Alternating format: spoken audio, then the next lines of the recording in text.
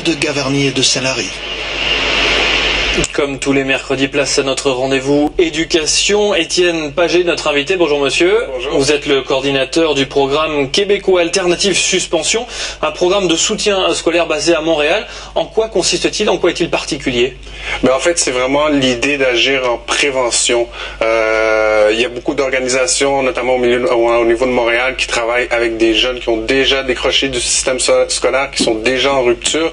Et l'idée initiale, c'était de se pencher sur la question qu'est-ce qui peut être fait avant. Donc, c'est d'agir en amont des problématiques reliées au phénomène du décrochage scolaire. Cela se passe où? À l'intérieur de l'école, dans des associations? Ça se passe où? C'est dans des associations. En fait, la structure d'Alternative Suspension est un point de service où est-ce que les jeunes sont référés par le milieu scolaire. Je pense qu'il est important de comprendre au niveau du programme et qui a fait un de ses succès, c'est que c'est un travail de partenariat avec le milieu scolaire, chose qui n'existait pas avant au Québec. Et qu'est-ce que vous leur apportez? Comment vous les remettez dans le circuit? En fait, c'est vraiment de travailler au niveau de l'exclusion temporaire, donc des jeunes exclus temporairement, et je crois que c'est un problème qui existe ici aussi. Notamment, nous avons été invités par une association de quartier, l'association, le comité de quartier Papus, qui avait dénoté des problèmes au niveau des jeunes qui sont exclus temporairement.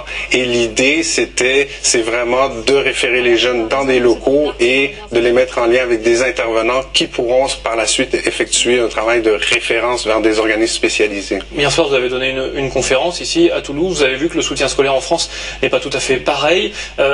Est-ce qu'il est bien à vos yeux, amendable? C'est une question difficile. Ça fait 3 jours que nous sommes ici. C'est difficile de juger, mais je crois que les structures, les dispositifs mis en place sont relativement similaires à ceux qui existent au Québec, à l'exception de, par exemple, au niveau de notre programme, c'est vraiment d'agir en prévention avant que les problèmes ne soient trop fortement ancrés chez ces jeunes. C'est adaptable en France, ce système? Je crois que oui. Je crois qu'il y a un travail de culture. Nous aussi, au début, nous avons eu à faire face à certaines réticences au niveau des institutions, mais l'idée, c'est que les associations détiennent une expertise, détiennent un pouvoir de changement et que le milieu scolaire s'appuie justement sur ces associations. Parfait. Merci beaucoup, Étienne Paget, d'être venu nous éclairer sur ce système québécois de soutien scolaire. On parle de rugby à présent avec les nouvelles d'une